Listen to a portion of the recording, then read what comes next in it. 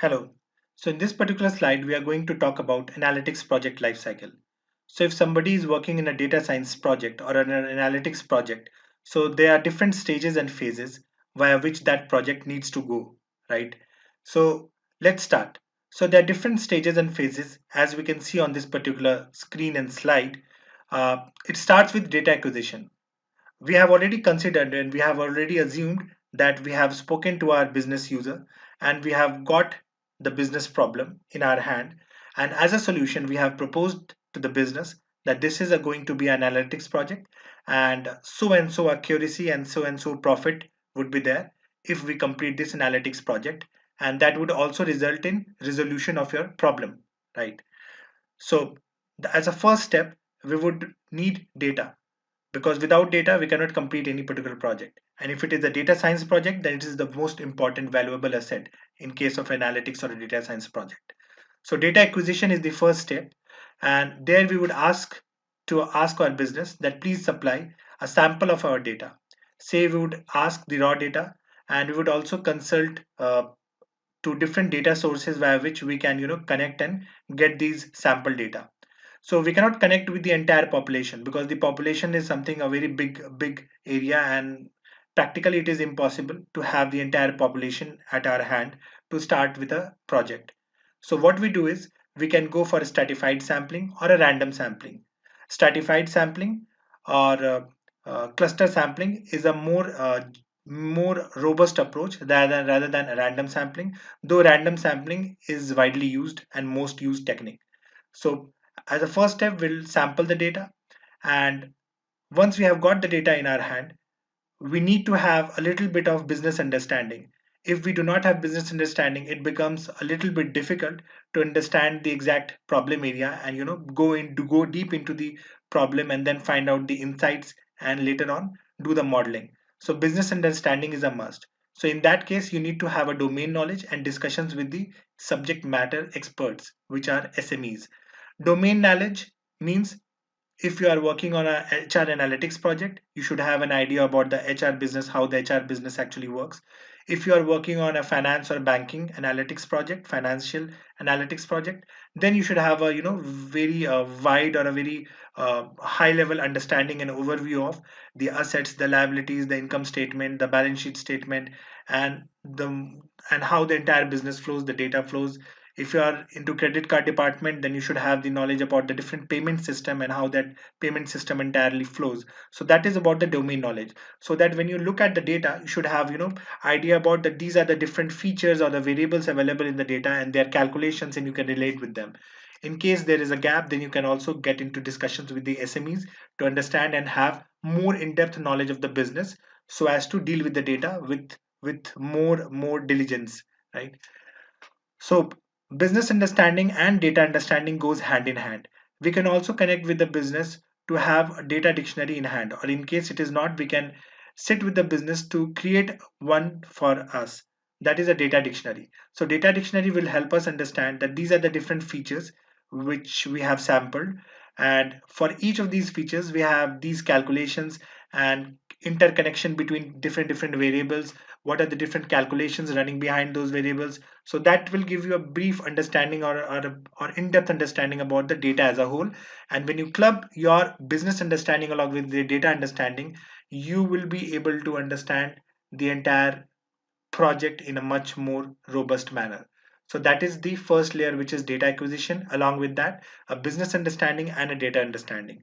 Sampling is one of the most crucial steps. So please ensure that the sampling is done at a very in a very robust manner, right? So the first layer is completed. Then comes that the data is already available. Then you start crunching and cleaning the data. So as a part of data cleaning, you have to deal with. So you would find that there are a couple of rows, or there are many rows which are actually missing. For there are very cells which are missing. So for those missing values treatment, you will have to do missing value imputation, right? So there are different techniques by which you can do these missing values treatment. So you'll have to actually fill in the missing values.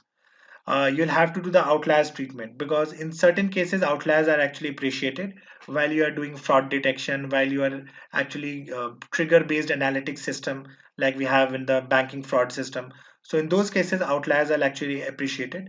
But in a general case, we do not require outliers because it actually uh, gives a very incorrect statistical measure, because it actually do not work in sync with the statistical measure, and it actually brings your statistical results way off than the standard results.